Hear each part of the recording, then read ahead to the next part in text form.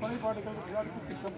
Iodine கலக்காத உப்பை இது பதப்படுத்துவதற்கான உப்பு என ஆங்கிலத்தில் அச்சடித்து உணவுக்கான பரவலான கிராமப்புறங்களில் விற்பனை செய்யப்படுவதை தடுத்தல் மற்றும் அயோடின் கலந்த உப்பின் அவசியம் குறித்து விழிப்புணர்வு விநியோகித்தல்.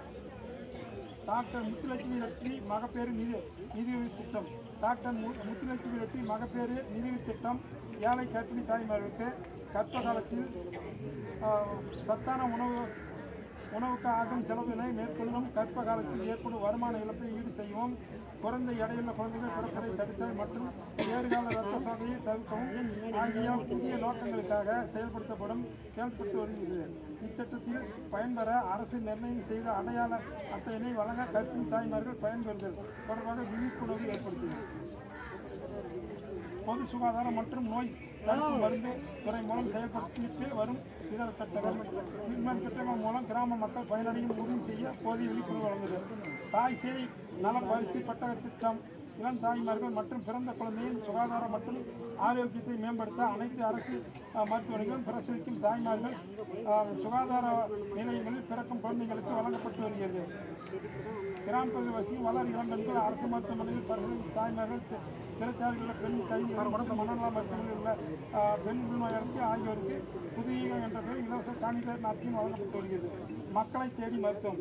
45 வயது அதுக்கு மேற்பட்டவர்கள் மற்றும் இயலாமையில் உள்ள நபர்களுக்கு உயர் இரத்த அழுத்தம், நீரிழிவு நோய்க்கான மருந்துகளை களப்பணியாளர்கள் இல்லங்களுக்கு சென்று வழங்குதல் போன்ற சுகாதார தேவைகளை ஈடு செய்கிறது. இதயம் காப்போம் திட்டம். நோயாளிகளுக்கு இதய நோய்களை அறிகுறிகள் கண்டறியப்பட்டால் உடனடியாக அருள்படம் ECG எடுக்க அருகில் ஆரம்ப சுகாதார நிலையத்தில் உதவியுடன் சிறப்பு மருத்துவரின் ஆலோசனைப்படி இருதய பாதுகாப்பு மருத்துவர்கள் வழங்கப்பட்டு வருகிறது. சிறுநீரகம் காக்கும் சீர்மிகு திட்டம். 30 வயதுக்கு மேற்பட்ட அனைவருக்கும் அந்தந்த துணை சுகாதார நிலையத்திலே சிறுநீரக பரிசோதனை மேற்கொள்ளப்பட்டு வருகிறது. 8 கிலோமீட்டர் நடப்போம் நலம் பெறுவோம் திட்டம். இத்திட்டத்தின் ஒவ்வொரு மாதமும் முதல் ஞாயிற்றுக்கிழமை நீங்கள் மக்களுடன் இணைந்து மாவட்ட அலுவலர்கள், சுகாதார பணியாளர்கள் மற்றும் மக்களால் தேர்ந்தெடுக்கப்பட்ட பிரதிநிதிகள் ஆகியோர் மூலம் நல்வாழ்வு குறித்து விழிப்புணர்வு ஏற்படுத்துகிறது. வடகிழக்கு பருவமழை முன்னெச்சரிக்கை நடவடிக்கை. வடகிழக்கு பருவமழை குறித்த பின்வரும் முன்னெச்சரிக்கை நடவடிக்கைகளை கிராம ஊராட்சியில் மேற்கொள்ள வேண்டும். புயல் பாதுகாப்பு மையங்களுக்கு முறையை சுத்தப்படுத்தி தயார் நிலையில் வைத்த பின் மின்விளக்குகள் வசதி, புயல் பாதுகாப்பு மையங்களில் குடிநீர் வசதி, கழிப்பிட வசதி போன்றவற்றை முறையை பயன்படுத்தும் வகையில் தயார் நிலையில் இருக்க வேண்டும். பருவமழை தொடங்குவதற்கு முன்பே வாய்க்கால்களில் உள்ள அழைப்புகள் நீக்கி மழைநீர் வழிந்தோடுவதற்கு வகையை ஏற்படுத்துவது. தேவையான மணல் மூட்டை, சவுக்கு கட்டங்கள் போன்றவற்றை தயார் நிலையில் வைத்தது. ஏரிகள், பாசன ஏரிகள், குட்டைகள் போன்றவற்றின் தரங்களை கண்காணித்தது. மாவட்ட நிர்வாகம் மூலம் அவ்வப்போது தரப்படும் முன்னெச்சரிக்கை நடவடிக்கை மேற்கொள்கிறது. பேரிடர் முன்னெச்சரிக்கை நடவடிக்கையால் உள்ளூர் சமூகத்தின் பங்கேற்பு மற்றும் பேரிடர்களில் கிராம ஊராட்சியில் அளவில் தேர்ந்தெடுக்கப்பட்ட பகுதியில் ஈடுபடுத்தல் தொடர்பாக ஏற்படுத்தது. அடுத்தது, எண்மேட்டூர் துவக்க பள்ளிக்கு புதிதாக 2 வகுப்பறையை கட்டி நடுநிலை பள்ளியாக தரம் உயர்த்த மாவட்ட ஆட்சித்தலைவரை கொள்வது தொடர்பாக. நெய்க்காரப்பட்டி துவக்க பள்ளிக்கு போதிய வகுப்பறை இல்லாத காரணத்தால் புதிதாக 3 வகுப்பறை கட்டுவதற்கு மாவட்ட ஆட்சித்தலைவர் அவர்களை கேட்டுக்கொள்ளலாமாக. நெய்க்காரப்பட்டி ஊராட்சி மலங்காட்டுக்கு போதிய வகுப்பறை இல்லாத காரணத்தால் புதிய 3 வகுப்பறை கட்டுவதற்கு மாவட்ட ஆட்சித்தலைவரை கேட்டுக்கொள்ளலாமாக.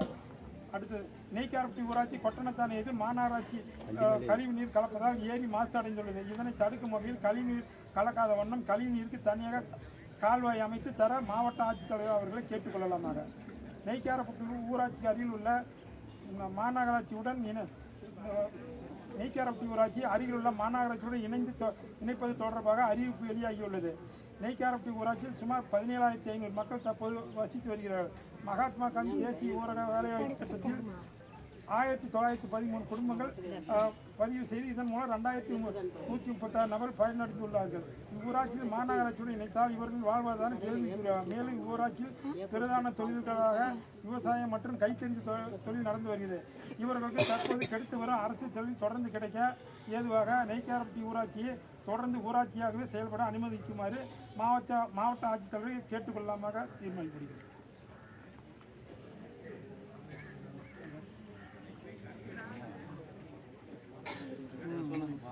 நாங்கள் அனுப்ப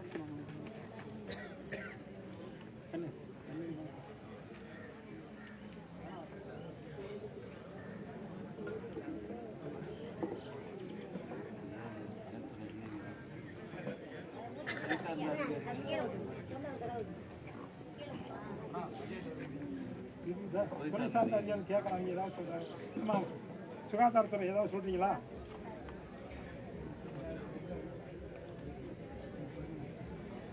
ஒரு செக்கெட்டும் படிச்சுக்கிறேன் சொல்லுங்க.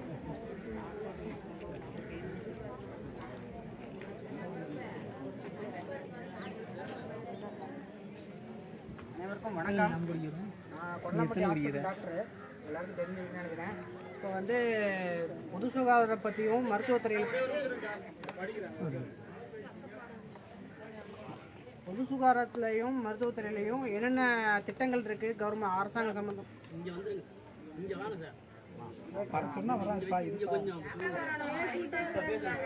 கேட்குதுங்களா நான் பேசுறது? உங்களுக்கு கேட்குதா?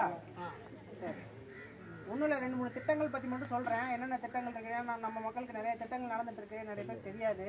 இப்போ வந்து மாசமாக இருக்கவங்களுக்கு வந்து முத்துலட்சுமி ரெட்டி ஸ்கீம் மூலமாக வந்து மொத்தம் வந்து பெட்டியும் பணமும் சேர்ந்து ஒரு 18,000 வந்து வர்ற மாதிரி முன்னாடி தான் இருக்குது. அது வந்து இந்த வாட்டி வந்து அதே 18,000 வந்து நமக்கு வந்து வேற மாதிரி பிரிச்சிருக்காங்க. எப்படின்னாங்களா, இப்போது யாராச்சும் கர்ப்பிணி பெண்கள் இருந்தாங்கன்னா உங்கள் வீட்லேயோ உங்கள் பக்கத்து வீட்லேயோ சொந்தக்காரங்க யார் இருந்தாலும் அவங்க கர்ப்பம் தரித்து முதல் 3 மாதத்துக்குள்ள அரசு ஆரம்ப சுகாதார நிலையத்துக்கோ இல்லை பக்கத்தில் இருக்க துணை சுகாதார நிலையத்துக்கோ வந்து உடனே பதிவு செய்யணும். பதிவு செஞ்சாதான் அவங்களுக்கு வந்து பார்த்தீங்கன்னா RCHIDன்னு சொல்லி ஒரு நம்பர் வரும். அந்த மாசமாக இருக்க அம்மாவுக்கு ஒரு நம்பர் வரும். அந்த நம்பர் வந்தால் மட்டும்தான் அவங்க மேற்கொண்டு கவர்மெண்ட் ஆஸ்பத்திரிலையோ இல்லை ப்ரைவேட் ஆஸ்பத்திரிலையோ செக்அப் வந்து மேற்கொள்ள முடியும். 2வது, அந்த நம்பர் இருந்தால் மட்டும்தான் குழந்தைக்கு சிறப்பு தருவாங்க. சரிங்களா, அதுதான் முக்கியமான விஷயம். முதல் விஷயம். அதுக்கப்புறம் அந்த முதல் 3 மாசத்துக்குள்ள பதிவு செஞ்சா மட்டும்தான் அவங்களுக்கு முதல் தவணை 6,000 ரூபா வந்து வரும். சரிங்களா, இல்லைன்னா அந்த முதல் தவணை வந்து வராது. ஆனால் சப்போஸ் வந்து அவங்க தெரியல 4 மாதம் ஆயிடுச்சு பதிவு பண்ண முடியல அப்படின்னாலும் பரவாயில்ல, 4வது மாதத்துலேருந்து பதிவு பண்ணிக்கலாம். முதல்ல வர அந்த 6,000 மட்டும் வராது. ஆனால் வந்து மித்த அமௌண்ட்டெல்லாம் வந்து உங்களுக்கு பின்னாடி வர அமௌண்ட்லாம் நீங்கள் கவர்மெண்ட் ஹாஸ்பிட்டலில் செக்அப் பண்ணிங்கனாலோ கவர்மெண்ட் ஹாஸ்பிட்டல் டெலிவரி பார்த்தீங்கனாலோ அந்த அமௌண்ட்லாம் உங்களுக்கு வந்துடும். சரிங்களா, இது வந்து முதல் 2 குழந்தைங்களுக்கு மட்டும்தான். 3வது குழந்தை 4வது குழந்தைங்க இருந்தாங்கன்னா அவங்களுக்கு அந்த 18,000 வராது. 3வது தடவை கர்ப்பம் தெரிச்சாங்க, 4வது தடவை கர்ப்பம் தெரிச்சாங்கன்னா 18,000 வராது. 8,000 மட்டும்தான். அதாவது கிட்டு சேர்த்து, அதாவது ஒரு இது கிட்டு தராங்க இல்லைங்களா, நியூட்ரிஷன் கிட்டு, அதுவும் சேர்த்து 8,000 ரூபா. அது வந்து எப்படின்னா, அதுவும் அந்த 3வது குழந்தை பிறந்ததுக்கப்புறம் நீங்கள் வந்து குடும்ப கட்டுப்பாடு ஆப்ரேஷன் அவங்க அந்த அம்மா பண்ணிக்கிட்டா மட்டும்தான் அந்த 8,000 ரூபா வரும். இல்லைன்னா அதுவும் வராதுங்க. 3வது குழந்தை 4வது குழந்தைக்கு இந்த மாதிரிங்க. இது வந்து பார்த்தீங்கன்னா எதுக்கு இந்த மாதிரி திட்டங்கள் வச்சுருக்காங்கன்னா, குடும்ப கட்டுப்பாடு ஆப்ரேஷன் எதுக்கு பண்ணுறோன்னு சொல்கிறோம்னா, இப்போ 2 குழந்தையோட நிப்பாட்டினாதான் நம்ம மக்கள் தொகைக்கும் நல்லது, அந்த கர்ப்பம் தரிக்கிற அம்மாவுக்கும் நல்லது. ஏன்னா 3வது குழந்தை 4வது குழந்தை பிறக்கும்போது பார்த்தீங்கன்னா அந்த கர்ப்பப்பை வந்து ரொம்ப வீக் ஆகிடும், ரத்த சோகை ஏற்படும், ரத்தப்போக்கு நிறைய ஏற்படுறதுக்கு வாய்ப்பு இருக்குது. அதனால தான் வந்து எல்லாருக்கும் நாங்கள் அட்வைஸ் பண்ணுறது என்னென்னா, முதல் குழந்தை 2வது குழந்தையோட நீங்கள் வந்து நிப்பாட்டிட்டீங்கன்னா உங்கள் குடும்பமும் ஆரோக்கியமாக இருக்கும், நீங்களும் ஆரோக்கியமாக இருப்பீங்க. சரிங்களா, இது வந்து இந்த திட்டத்தை பொறுத்து. அடுத்து எங்கள் வீட்டில் எங்கள் மருமகளோட குழந்தை பிறகுது, இன்னும் சுற்றிட்டே தான் இருக்குது, ஒரு ரூபா கூட வரல. எங்கே குழந்தை பிறந்துச்சுலாம் கவர்மெண்ட் ஆஸ்பத்திரியில் தான் காட்டணும். கடைசியாக கொரோனா பிரச்சனைக்கு குழந்தை எங்கே பிறந்துச்சு? எந்த ஹாஸ்பிட்டலில் பிறந்துச்சு குழந்தை? சொந்த ஹாஸ்பிட்டலில்.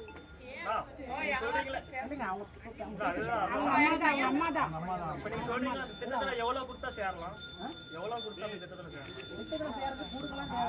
3000 பேரே எழுதுறாங்க, 3000 வாங்கிட்டு தான் பேரே எழுதுறாங்க. அப்படிலாம் எதுவும் கிடையாதுங்க. உங்க ஹாஸ்பிட்டல் பேரே எழுத மாட்டேன்ட்டாங்க.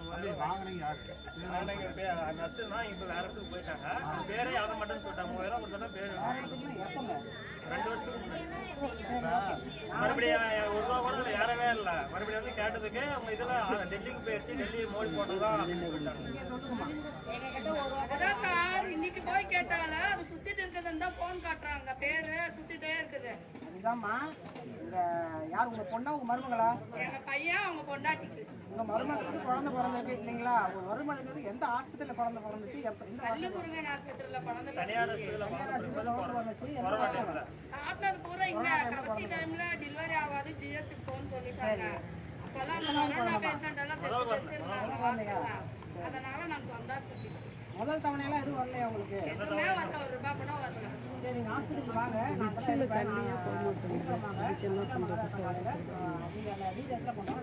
அதோட வந்து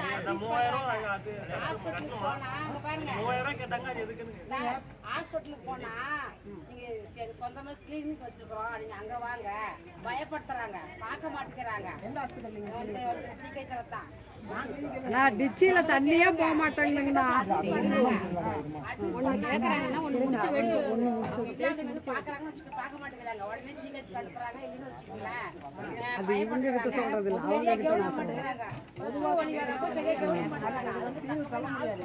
தனிப்பட்ட முறையில தெளிவா சொன்னீங்கன்னா தீர்வு சொல்ல முடியும். பொத்தாம் பொதுவா சொன்னீங்கன்னா அதுக்கு என்னென்ன சொல்ல முடியாது. நான் சொல்றதுயா பார்க்க மாட்டேங்கிறாங்க தூரமா இருந்தா பாக்குறாங்கறாங்க நம்ம ஏரியால இருக்க எல்லாருமே தெரியும்.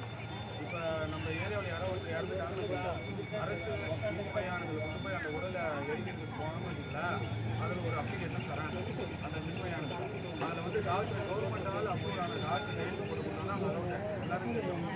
இங்கே நம்ம ஏரியாவில் யாராவது இறந்துட்டாங்கன்னா நம்மளோட இன்சூரன்ஸ் தான் நம்ம போய் வாங்குவோம்.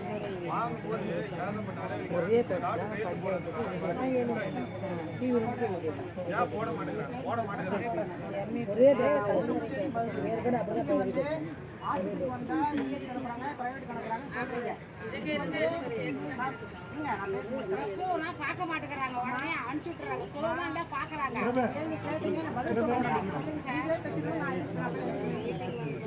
பதில் சொல்றேன். ஆஸ்பத்திரிக்கு வரீங்க, அது ஆரம்ப சுகாதார நிலையம் சரிங்களா. அங்க வந்து அவங்க வந்து எல்லா ஐசியூ அதாவது ஐசியூ செக்டர் அதெல்லாம் அங்கே கிடையாது சரிங்களா. பிரசவம்லாம் பார்க்குறாங்க, பிரசவம்லாம் பார்ப்பாங்க. கடைசி நேரத்தில் ஏதாச்சும் தொந்தரவு இருந்தால் மட்டும்தான் ஒழிய நாங்கள் வந்து பெரியார் இப்போ ஆகஸ்ட் மாதம் 15 கொண்டாம்பட்டி ஆஸ்பத்திரியில் மைக்கு சொன்னீங்கன்னா பரவாயில்ல. யாரும் கேட்கறதும் கேட்கறாங்க. மைக்கு வைக்கிறதுலாம் உங்களுக்கு கேட்கறோம். எப்படின்னா கேட்கும்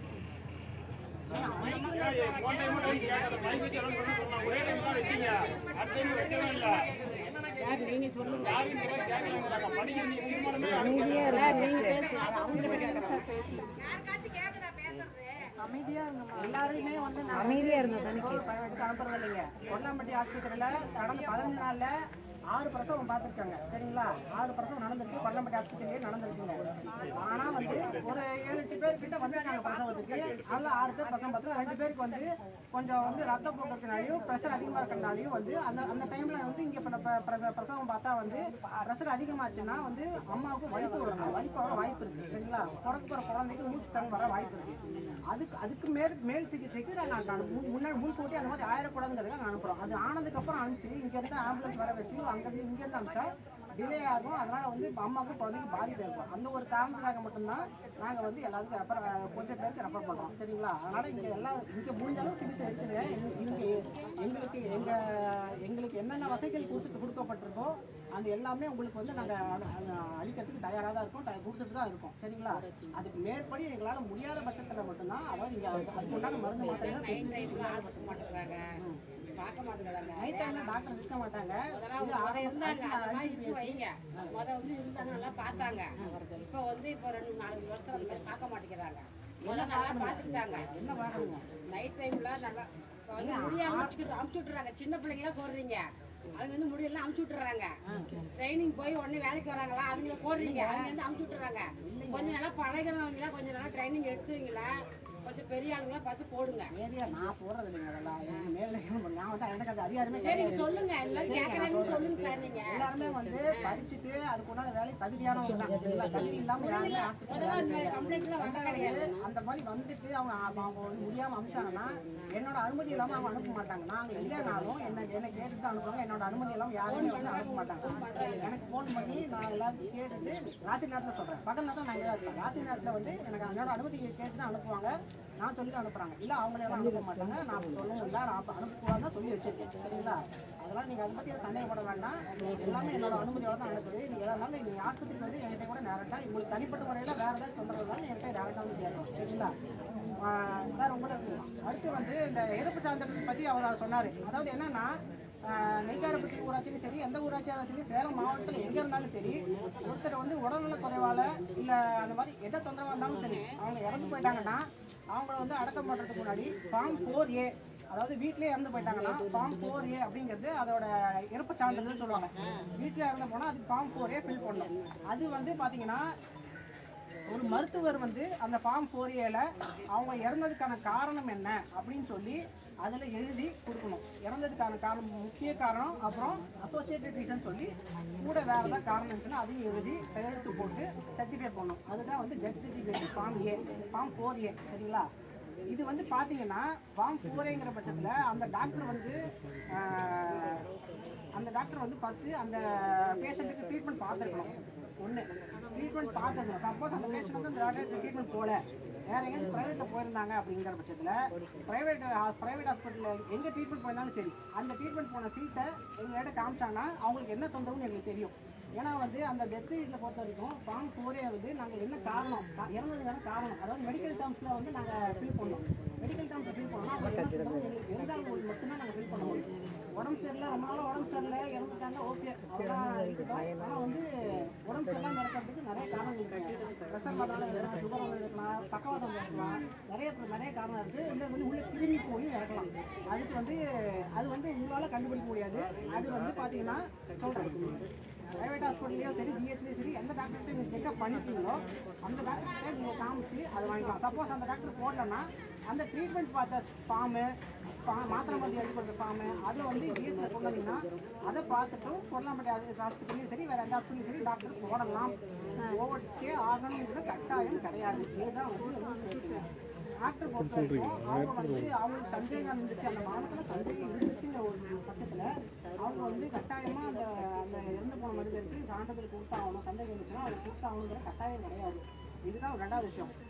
எனக்கும் வந்து நிறைய பேர் வந்து கேட்டிருக்காங்க, அவங்க வீட்டிலே முடியாமல் இறந்துருக்காங்க சொல்கிறாங்க. நாங்கள் வந்து என்ன கேட்போம்னா, அவங்க வைத்தியம் பார்த்து சீட் ஏதாச்சும் இருக்குங்களா, அதை பார்த்தாச்சு நாங்கள் என்ன தொந்தரவுலாம் இறந்துட்டாங்கன்னு சொல்லி நாங்கள் சொல்ல முடியும்.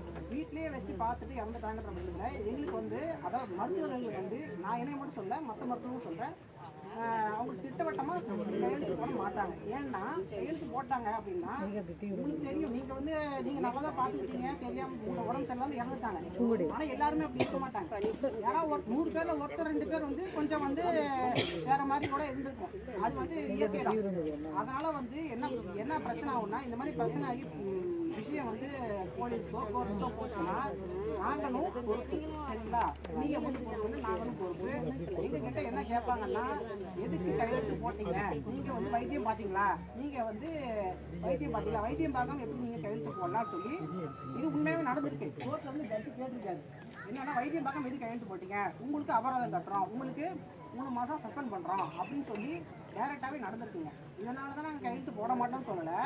இந்த மாதிரி காரணம் இருந்துச்சுன்னா நாங்கள் கண்டிப்பாக கையெழுத்து போடுவோம் சார். அதே மாதிரி கவர்மெண்ட்ல என்ன சொல்லிக்கிறாங்கன்னா, அந்த கவர்மெண்ட் உதவியில ஒரு வீட்டில் இறந்துட்டாருன்னு வந்து அவங்க வீட்டிலே வந்து உண்மையில இறந்துட்டாரு, இந்த நம்பரு என்னன்னு சொல்லி விசாரிச்சு உடம்பு இருக்காரு, இந்த மாதிரி எந்த பிரச்சனையும் இல்லை, இந்த மாதிரி விசாரிச்சு கையெழுத்து போடலாம் அப்படின்னு ஒரு இது போடலான்னு தான் இருக்குது.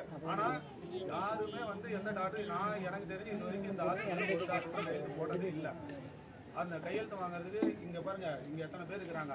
அந்த நம்ம காக்காய் சுடுகாட்டில் எரிக்கிறதுக்கு எத்தனை பேர் அவஸ்தைப்பட்டு எந்தெந்த டாக்டர் வாங்கினாங்க. ஒரு பாட்டியை தூங்குறதுக்கு 1 மணி நேரம் இருக்கிறதுக்கு முன்னாடி எங்கே போய் கையெழுத்து வாங்கிட்டு வந்தாங்க, எவ்வளோ தூரம் வாங்கிட்டு வந்தாங்க. அது ஒரு டாக்டர்கிட்ட எனக்கு தெரிஞ்சு பணமதிப்பட்டியில் ஒரு டாக்டர்கிட்ட காசு கொடுத்து கையெழுத்து வாங்கிட்டு வந்து அந்த பாடியை கொண்டு போய் அங்கே எரிச்சோம். கவர்மெண்ட் ரூல் வந்து என்னன்னா, அந்த கவர்மெண்ட் டாக்டர் வந்து இவங்க எப்படி இறந்துட்டாங்க, மேலே இறந்துட்டாங்களா என்னன்னு சொல்லி வீட்டுக்கே வந்து செக்அப் பண்ணி கையெழுத்து போடலாம். அப்படி வந்து செக்அப் பண்ணணும். எந்த கவர்மெண்ட் ரூலும் கிடையாது.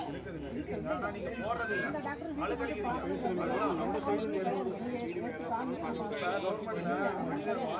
சரிங்க, அது எப்படி அவரை வந்து எரிக்கிறது? இப்போ நீங்க வந்து உங்ககிட்ட சொல்றோம், நீங்க வந்து பார்க்கல, அது எப்படி அங்க இருங்க, அது எப்படி அதை எரிக்கிறது? அந்த பாலை எப்படி தூண்டு கூட போட்டு நீங்க வந்து என்னன்னா சுகாதாரத்துறையில இந்த மாதிரி கேட்கறாங்க, இந்த மாதிரி அப்டேஷன் நான் தெரிவிக்கிறேன், நீங்க கொடுங்க. நீங்க சொல்றது கரெக்ட். டாக்டர் கையெழுத்தோடு இருந்தால்தான் அங்க எரிக்கிறது சொல்றாங்க. நாங்க வந்து ஆளுக்கு போது கஷ்டப்படுறாங்க. டாக்டர் வந்து பார்த்தா தான் நிறைய பேர் கொடுக்க முடியும். இது 2 நாளைக்கு வச்சு போடலாம், இது ஒரு 3 நாளைக்கு வச்சு போடலாம். அன்னைக்கு எடுக்கணும், அதுக்கு என்ன நடவடிக்கை எடுக்கணும்? இப்ப நீங்களே இங்க எத்தனை பேர் இருக்கிறாங்க, எத்தனை பேர் கையெழுத்து வாங்குறதுக்கு கஷ்டப்பட்டா நீங்க கேளுங்க. யாராவது இல்ல நான் போனது கையெழுத்து வாங்கிட்டு யாராவது சொல்றாங்களா? இதை எங்க கொண்டு போய் சேர்க்கணும்? மெடிக்கல் ரிப்போர்ட் என்ன கொடுத்துறோம் சார், இன்னொரு ஹாஸ்பிட்டல் பார்த்து கொடுக்குறோம். திடீர்னு ஹார்ட் அட்டாக் வந்து இறந்துடுறாங்க. 40 நிமிஷம் 30 நிமிஷம் ஹார்ட் அட்டாக் வந்து இறக்குறாங்க. திடீர்னு ஹார்ட் அட்டாக் வந்துச்சுனாங்க சார். நம்ம ஹார்ட் அட்டாக்னா என்னன்னு வந்து நம்ம காசு சப்ஜெக்ட் தெரியல அப்படின்னா பெரிய ஆஸ்பத்திரிக்கு அதாவது சின்ன வயசா இருக்கு, 30-40 வயசா இருக்கு, என்ன திடீர்னு இறந்துட்டாங்க, என்ன காரணம்னு தெரியலன்னா அவங்க வந்து எங்க இல்லை ஜிஹெச் போனோம்னா உடற்புறாயும் செஞ்சு தான் சார் கொடுக்கணும். அதுதான் அந்த ரூல்ஸ். போஸ்ட்மார்ட்டம் வந்து அடுத்த நாள் வருது. சொல்றது இளம் வயது இருக்கவங்க. இப்போ 68 வரைக்கும் ஒரு ஆள் செத்து போயிட்டாரு. நம்ம முதியோர் பணம் தரலன்னு நிகாரப்படிக்கு போய் அதை இதை பார்த்துட்டு வந்தார். வந்து எங்கள் டீ கடையில் வினியன் டீ கடையில் உட்காந்தாரு. நான் தான் டீ வாங்கி கொடுத்தேன். யாரா வழுக்க மாமனார் டீ வாங்கி கொடுத்தேன். டீ குடிச்சிட்டு அப்படியே இழுத்துட்டு அப்படியே உயிர் போயிடுச்சு. அந்த ஆள் எங்கே கொண்டு போய் சேர்த்தாரு? எப்படி கையெழுத்து வாங்கி எப்படி கையெழுத்து வாங்கி எப்படி மணி இப்ப நான் ஒரு பாட்டிக்கு கொரோனா டைம்ல வாங்காம பஞ்சாயத்து வந்து யாராவது கேட்டாங்கன்னா அது கொஞ்சம் விசாரிச்சு பண்ணி கொடுங்க சார். பண்ணி கொடுங்க. ஏன்னா அது ரொம்ப சிரமமா இருக்கு. இல்லைங்க நான் அழைச்சிருக்கிறோம். ரொம்ப சிரமமா இருக்கு. சரியானபடி அவங்க நரஞ்சம்மா பாக்குறது பிரஜோத்து பாக்குறம்மா எல்லாம் மல்லிகா கடைக்கு போன வாட்டி சரியானபடி நம்ம இருக்கிறது யாருமே கிடையாது. நான் நிறைய வந்துட்டு இந்த ஏரியாவில் நான் இருந்து பண்ணி கொடுங்க சார். இங்கே கையெழுத்து வாங்கி தர்றதுக்கு நீங்க அந்த அதிகாரி யாரும் நீங்க வேலை பண்ணிட்டு இருக்காரு. ஓப்பன் வந்து எல்லாத்தையும் சார் உங்க நாளைக்கு தெரியப்படுத்துறோம் உங்களுக்கு. அது என்னன்னு கண்டுக்கிறாங்க. ஒரு ஸ்கூல் வந்து 3 வருஷம் அவங்க இடிச்சு போய் அதை கட்ட மாட்டேங்கிறாங்க. யாருக்கும் கலந்து சொல்லாதீங்க. உங்களோட கோரிக்கை சொல்லிருக்கீங்க. என்னோட கோரிக்கை தகவல் சொல்லுவாங்க. நானும் ஃபாலோ பண்றேன். அவரே கிளம்பிட்டாருங்களா? அவரு யாரும் அரசு பேர்களை கையெழுத்து வாங்குவீங்களா தலைவர்கிட்ட? எழுதி கொடுத்துட்டு வராரு. வந்து ஒன்று நிகழ்ச்சி நடந்து வராரு. நல்லா வந்து டீ வாங்கி கொடுத்துட்டு போயிட்டாரு.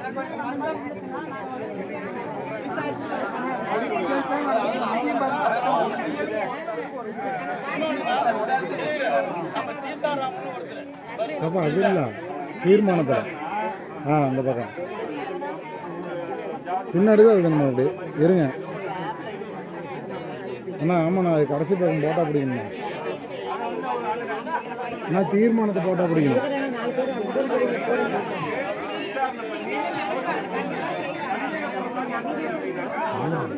அண்ணா அண்ணா தீர்மானம் போட்டோ தெரியுங்களா?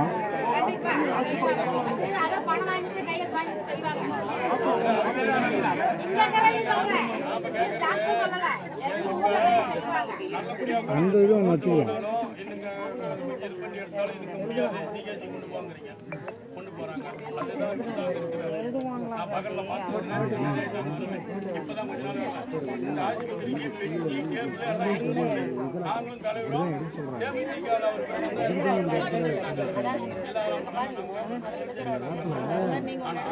இந்த மாதிரி சில டைம்ல டாக்டருங்க இருக்க மாட்டேங்கிறாங்க.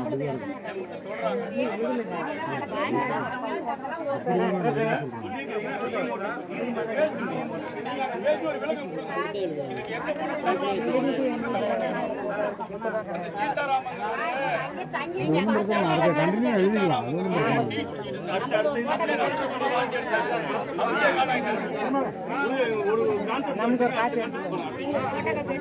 அப்பா அப்பா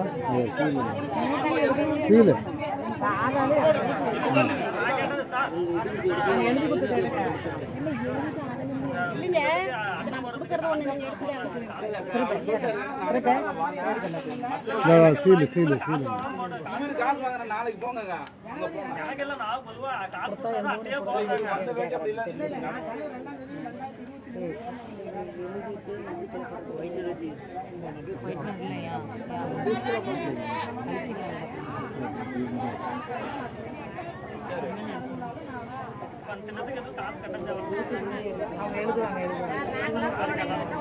காசு கொண்டு வாங்கல. ஏன்னா இல்ல காரணம் காசு வாங்க சுகர போனதில்ல.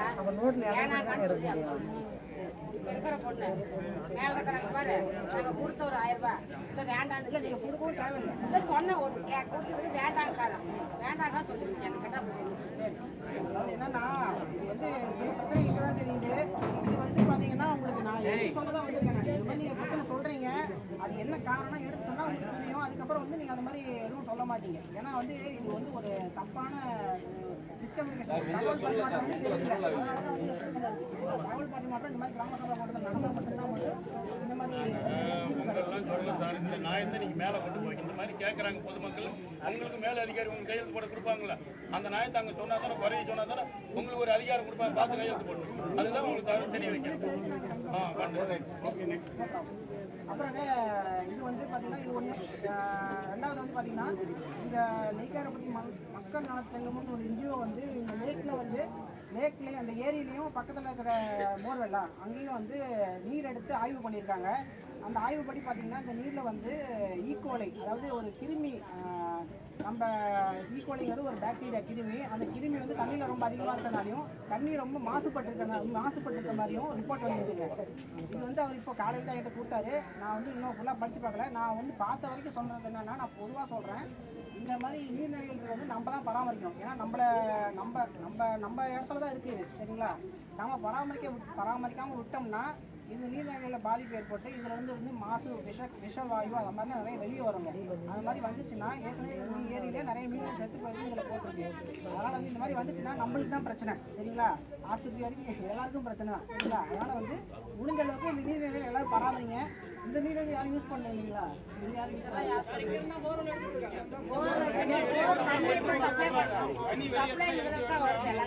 இந்த ஏரியா பூரா போர் போடுறது இங்கதான்.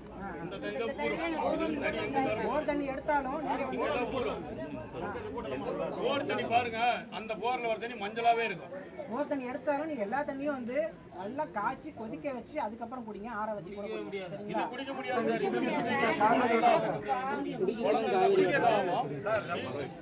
மேட்டூர் தண்ணி தான் யூஸ் பண்ணிக்கலாம்.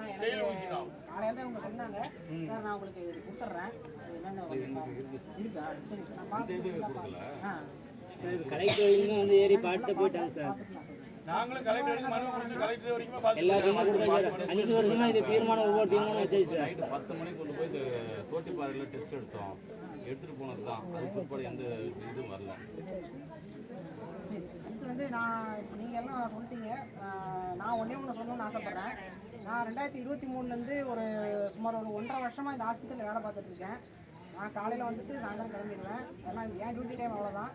நான் இருந்த வரைக்கும் பார்த்தீங்கன்னா இந்த ஹாஸ்பிட்டல் வந்து ஒரு 1991 இந்த பில்டிங் கட்டப்பட்டதுங்க. கட்டப்பட்டு அப்போ வந்து அந்த ஹாஸ்பிட்டல் அங்கே தான் இருக்குங்க. பில்டிங் வந்து ரொம்ப பழுதாயிடுச்சு, சரிங்களா? ரொம்ப பழசாயிடுச்சு. ரெண்டாவது வந்து உங்களுக்கு உள்ளலாம் நீங்கள் வந்து பார்த்ததில்ல, சொல்லிடுறேன். அதாவது என்னன்னா என்ன இருக்குன்னா நான் சொல்லிடுறேன். உள்ள பாத்ரூம்ல வந்து காங்கிரீட்டு கொஞ்சம் இடிஞ்சு விழுந்துருக்கு, சரிங்களா? அதாவது நாங்கள்லாம் யூஸ் பண்ணுறோம், அதில் கொஞ்சம் இடிஞ்சு விழுந்துருக்கு. நல்ல சமயம் வந்து யாரும் இல்லை, சரிங்களா? பகல் நேரத்தில் மதியம் 2 மணிக்கு இது வந்து 2 மாதம் நடந்திருக்கு, சரிங்களா? இந்த மாதிரி வந்து பிரச்சனை இருக்குது ஹாஸ்பிட்டலில். அங்கே இருக்கிற டாக்டர் நர்ஸுங்க வந்து நைட்டு தனியாக தான் தங்குறாங்க. அங்கே ஒரு செக்யூரிட்டியும் இல்லை, சரிங்களா? தனியாக தான் தங்குறாங்க. இது நான் எதுக்கு உங்களுக்கு சொல்கிறேன்னா, இவ்வளோ ரிஸ்க் எடுத்து அந்த பில்டிங் என்னாவும் ஏதாவும் தெரியாமல் உங்களுக்கு வந்து அங்கே எல்லா வசதியும் பண்ணி பார்த்துக்கிட்டு இருக்கோம். நீங்கள் அதுக்கு மாறாக வந்து எங்களுக்கு வந்து கொஞ்சம் உதவி பண்ணுங்கள். சார் உங்கள்கிட்டையும் ஒரு சார்பாக ஒரு ரிக்வஸ்ட் வச்சுக்கோங்க சார். அதாவது என்னென்னாங்க, நெய்க்காரப்பட்டியில் இல்லை நெய்க்காரப்பட்டி பஞ்சாயத்தில் ஏதாவது ஒரு நிலம் இருந்துச்சுன்னா, உங்களுக்கு தெரிஞ்ச நிலம் ஏதாவது 5000 சதுரடிக்கு தான் ஒரு ஹாஸ்பிட்டல் கட்டணும்னு சொல்லியிருக்காங்க. அந்த மாதிரி உங்களுக்கு தெரிஞ்ச ஏதாவது நிலம் இருந்துச்சுன்னா தலைவர் அவர்களுக்கும் எங்களுக்கும் தெரியப்படுத்துங்க. அதுக்குண்டான மேற்கொண்டு முயற்சி நான் எடுத்து அந்த பில்டிங் கட்டி அங்கேயும் உங்களுக்கான சேவைகள் செஞ்சு தரப்படும். ஏன்னா வந்து எங்களோட உயிர் இங்கே ஆபத்தான நிலைமையில இருக்குது, சரிங்களா? அது பட்டா லேண்ட் இருந்தால் மட்டும்தான் பண்ண முடியுமா? புறம்போக்கு இடம் தான் கட்டிக்கலாமா? கவர்மெண்ட் லேண்டாக இருக்குங்க சார். கவர்மெண்ட் இடம் தான். அது வந்து இப்ப இடம் 2-3 இடத்துல கடை இருக்குதுங்க. இடம்லாம் இருக்கு. சரியான இடத்துல அது 2 நைட் நாங்களும் தடுப்பு நிலமா இருக்கக்கூடாது சார். 2 நைட்டு பெட்டிஷன் கொடுத்துருங்க. 2-3 நைட்டு நாங்க மேல எடுத்த வரைக்கும் இந்த ஆஸ்பத்திரி நெகாலிட்டி கொண்டு போறேன்னு சொன்னப்ப ஒரு பெட்டிஷன் கொடுத்து இங்க தான் கட்டணும், இங்க ஒரு இடம் காட்டணுங்க. தோட்டிப்பாறையில் ஒரு இடம் காட்டுறது நீர் பிடிப்பு இடம்னு சொல்லி விட்டாங்க. இங்க வந்து ஐரூட்டு காட்டுல ஒரு 16 அடி பொறுமுக இருக்குது, அதை காட்டுறதுக்கு அது வந்து இது நீர் பிடிப்பு இடம்னு சொல்லி விட்டாங்க. இருக்கிறது 2 இடம் தான் நமக்கு நீர் பிடிப்பு இடம். ஒன்று வந்து தரிசு நிலமா இருக்குதுங்க 16,000 அடி, அது ஒரு ஐட்டம் காட்டணுங்க. நாங்கெல்லாம் காட்டி பெட்டிஷனே கொடுத்தோம். நாங்கள் 3 பேர் சேர்ந்து மேலே வரைக்கும் வச்சு எஸ்டேஜோட எம்எல்ஏவாக இருக்கிறப்ப கொடுத்தோம். அப்போ வந்து இந்த ஆஸ்பத்திரி வந்து நெக்காரிட்டி கொண்டு போனாங்க. அப்போ நாங்கள் என்ன பெட்டிஷன் கொடுத்தோம்னா 2 ஹைவேஸ் தாண்டி நெக்காரிட்டி மக்கள் வராங்க. தமிழ்நாட்டில் கொளஞ்சிமுக்கி தீரானூர் நாளிகள்பட்டி இருந்து இங்கே மாற்றுவாங்க வராங்க. இதுக்கு 8 ஆஸ்பத்திரி தான்.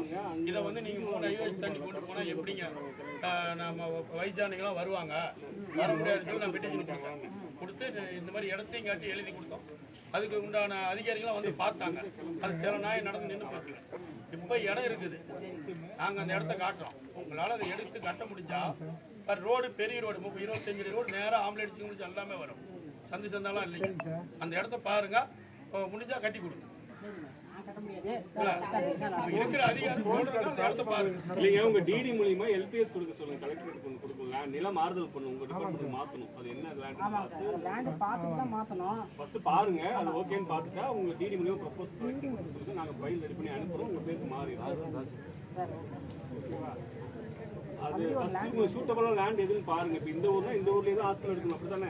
ஆமாங்க, இங்க தான் இருக்குங்க. அப்ப நீங்க எங்க புறம்போக்குன்னு பார்த்து வாட்டர் போர்ஸ் இது இந்த ஊர்ல எது கேட்கணும் சார்? இந்த தீரானூர், தமிழ்நாய்க்கம்பட்டி, கொளிஞ்சிப்பட்டி, இது ஒரு 6 பஞ்சாயத்து மாத்திராங்க வராங்க. உங்க ஊர்ல இருக்கிறதா பரவாயில்ல. அதனால ஒரு நல்ல இடமா வாங்க. வெளியே பார்த்து நாங்க 50,000 கணக்கு வச்சு ஒரு பெட்டிஷன் அழகாபுரம் மோகன்ராஜ் எம்எல்ஏ அவர்களும் அப்போ ஒரு பெட்டிஷன் நான் கொடுத்தேங்க. இதுக்கு ஆஸ்பத்திரி இடத்தையும் காட்டினேன். இதெல்லாம் கொஞ்சம் அரசியல் மூலியமா தனித்தனியா போயிடுச்சு. இல்ல வாட்டர் கோர்ஸ் வந்து தர மாட்டாங்க. நீ அரிசி நிலமாவும் இருக்குதுங்க. எப்படின்னா ஒரு 16,000 அடி தென்னத்தீவு கட்டாம 35 வருஷத்துக்கு அடிநிலம் கட்டல. 1.5 ஏக்கர் 60 சென்ட்டுக்கு. பாருங்கம்மா, தரிசனமா இருந்தா பார்த்து சொல்லுங்க. அதான் தாடிகாரன் காட்டுல பார்த்து 16,000 அடி இருக்குது இல்லைங்க. அந்த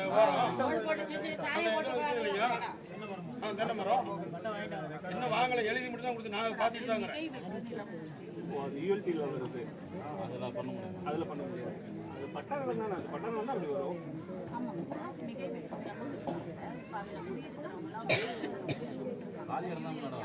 ஏன்னா 16,000 அடி காலி இடமா இருக்குது. ஒரு ஆள் அது வந்துங்க, திருச்செங்கோட்டில் ஆபீஸ் இருக்குது. இப்போ நான் 5 வருஷத்துக்கு முன்னே போய் பார்த்துட்டு வந்தேங்க. அப்போ வந்து அடிக்க 5 ரூபா கட்டுங்க, இதை பட்டா நிலம் பண்ணி தரேன்னு சொன்னாங்க. அப்புறம் அதை கட்டணம் போகல, அதை கட்டலாம் பண்ண முடியாதுன்னு சொல்லிட்டாங்க. நாங்கள் வந்து அப்போ வீரபாண்டியாரை பிடிச்சி காலினியே போய் பார்த்தோங்க. அதுக்கு ஆபீஸ் இங்கே தான் இருக்குது, பண்ண முடியாதுன்னு விட்டாங்க. அது அப்படியே தான் இருக்குது. 16,000 பார்த்துட்டு தகுதி வந்தா அதை கட்டிக்கலாம். அடுத்து வந்து நான் ஒரு சில முட்டைகளை பற்றி சொல்கிறேன். ஏற்கனவே சொன்னது அவங்க இந்த பஞ்சாயத்தில் நான் சொல்லியிருக்கேன். இங்கே ஒரு கேம்ப்லாம் சந்தையப்போ ஒரு கேம்ப் நடத்துகிறேன், ஞாபகம் இருக்குங்களா? பிபிலாம் சுகரெல்லாம் இங்கே வந்து பார்த்தா ஞாபகம் இருக்காங்க. அது வந்து என்னன்னா மக்களுக்கு தேடி மருத்துவம்னு சொல்கிறாங்க. மக்களுக்கு தேடி மருத்துவம்னா என்னன்னா, உங்களுக்கு வந்து சக்கரை பிபி வந்து 18 வயசு மேலே இருக்கவங்க எல்லாருக்குமே வந்து ஒரு வருஷத்துக்கு ஒரு வாட்டியாவது செக் பண்ணிக்கோங்க. ஏன்னா அப்படி செக் பண்ணிட்டா ஒழிய தான் உங்களுக்கு வந்து சக்கரை பிபி வந்து முன்னாடியே தெரியும். சக்கரை பிபி வந்து சிம்டம்ஸ், அதாவது அறிகுறிகள் வந்து தெரியறது வந்து ரொம்ப வருஷம் கழிச்சு, அந்த நோய் வந்து ரொம்ப வருஷம் கழிச்சு தான் நமக்கு தெரியும். முன்கூட்டியே தெரிஞ்சால் மட்டும்தான் அதனால வர வேண்டிய விளைவுகளை நம்ம பாதிக்காம தவிர்க்கலாம். ப்ளஸ் வந்து நம்ம வாழ்நாள நீட்டிக்கலாம், சரிங்களா? அதனால 18 வயசுல வேலை இருக்க எல்லாருமே வருடம் ஒரு முறையாவது சர்க்கரையும் பிபியும் ஹாஸ்பிட்டல் செக் பண்ணிக்கோங்க. 2வது விஷயம், ஆல்ரெடி ஏற்கனவே வந்து சர்க்கரை பிபி மாத்திரை போட்டுட்டு இருக்காங்க. எக்காரணத்தை கொண்டு அந்த மாத்திரை நிறுத்த வேண்டாம், சரிங்களா? ஏன்னா வந்து சர்க்கரை பிபி மாத்திரை போட ஆரம்பிச்சீங்கன்னா அது வந்து யாரும் நிறுத்த கூடாது. ஏன்னா வந்து அது வந்து ஒரு 20 வருஷம் உங்களுக்கு இருந்து வந்த நோய், சரிங்களா? அதை வந்து மாத்திரை கொடுத்து கல்லீரமல் மாதிரி சரி பண்ணிட்டு மாத்திரை நிறுத்தக்கூடாது. அது வந்து அது சர்க்கரை பிபி மாத்திரை வந்து உங்களை அந்த இதை வந்து கண்ட்ரோல் பண்ணுறதுக்கு மட்டும்தான், குணப்படுத்துறதுக்கு கிடையாது, சரிங்களா? அது மேற்கொண்டு அதிகமாகாமல் கட்டுப்படுத்துறதுக்கு மட்டும்தான் அந்த மாத்திரை வந்து. அதை நிப்பாட்டிங்கன்னா உங்களுக்கு உடனே வந்து சர்க்கரையோ பிபியோ வந்து உடனே அதிகமாகிடும். தயவுசெய்து யாரும் நல்ல நிப்பாட்டாதீங்க. ஏன்னா வந்து ஹாஸ்பிட்டல் நிறைய பேர் மாத்திரையை தெரியாமல் போடாமல் இருக்கீங்க, அது மாதிரி வந்துருக்காங்க, பிபி அதிகமாக இருந்துருக்கு, அவங்க நல்லதுக்காக சொல்கிறேன் சரிங்களா. அது எக்காந்து கூட நிப்பாட்டாதீங்க. அப்புறம் 45 வயசு மேலே இருக்கவங்க சக்கரை பிபி யாராச்சும் இந்த புதுசாக கண்டுபிடிச்சப்பட்டதுன்னா அவங்க மக்கள் தேடி மருத்துவம் மூலமாக முடிஞ்ச அளவுக்கு வீட்லேயே வந்து நம்ம வந்து பிபி டெஸ்ட் பண்ணி இந்த மாத்திரை கொடுத்துக்கணும் சரிங்களா. இது வந்து மக்கள் தேடி மருத்துவம் மூலம் சொல்கிறோம். இது விசேஷம் எப்படி சொல்கிறேன் வேறு என்ன சொல்லுங்கள். அந்த மழைக்காலம் இருக்கிறதுனால உங்களுக்கு ஏற்கனவே தெரியும், மழை காலத்தில் வந்து பரவக்கூடிய காய்ச்சல் நிறையா வர வாய்ப்பு இருக்குது. முக்கியமாக வந்து டெங்கு காய்ச்சல், மலேரியா காய்ச்சல், இந்த மாதிரி காய்ச்சல்லாம் வரும். டெங்கு காய்ச்சல் வந்து எந்த தண்ணி மூலமாக, அதாவது கொசு மூலமாக பரவுதுங்க.